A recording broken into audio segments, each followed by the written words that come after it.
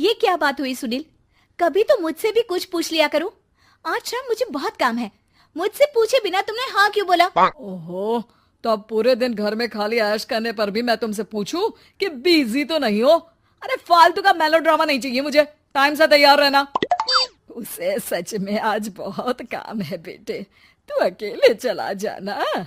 पहले पैसे कमा कर इनके खर्चे उठाओ और फिर नाटक देखो जरा।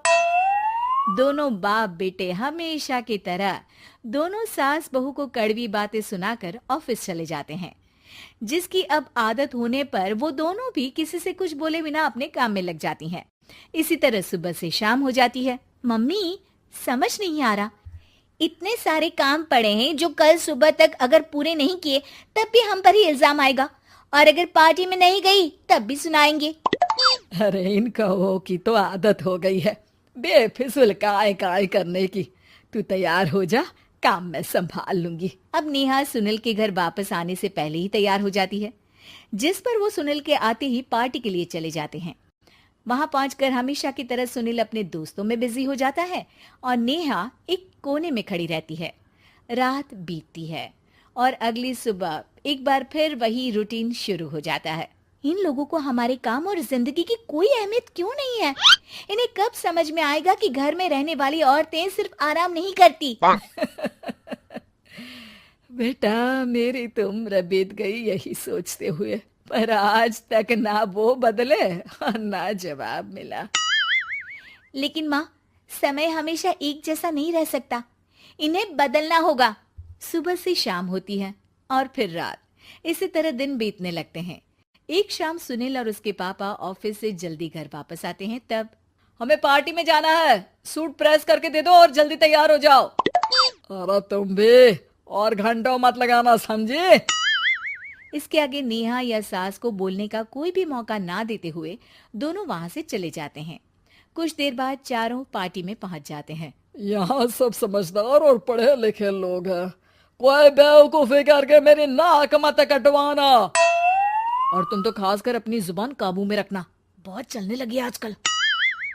आप लोगों की शायद हमेशा हर जगह हमें इंसल्ट करने की आदत बन गई है। अच्छा, जब शॉपिंग पर मेरे ही पैसे उड़ाती हो तब ये बगावत याद नहीं आती होगी। काम न काज की, दुश्मन अनाज की।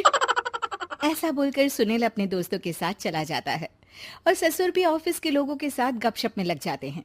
लेकिन सुनील की बात से परेशान नेहा और उसकी सास वहीं एक कोने में खड़ी रहती हैं। शांत हो जा, कर ही क्या सकते हैं। चल कोल्ड ड्रिंक पीते हैं, गुस्सा उतर जाएगा।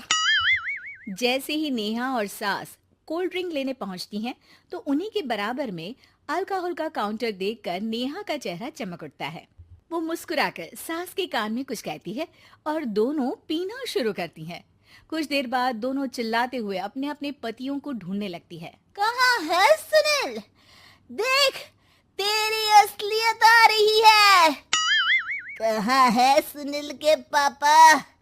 देखो, तुम्हारी शामत आ रही है। ये नजारा देखकर पार्टी वहीं थम जाती है। सब लोग उन्हें ही देखने लगते हैं। ये है मेरे पति। अरे काहे के पति? इनसे शादी करके तो मेरी किस्मत है फूटी। और ये मेरे पति, जिन्हें पति बोलने में मुझे आती है शर्म बड़ी। चलो आज आप लोगों को इनके असली रूप से मिलाते हैं, जिसमें ये अपनी पत्नियों की रत्ती भर भी इज्जत नहीं करते।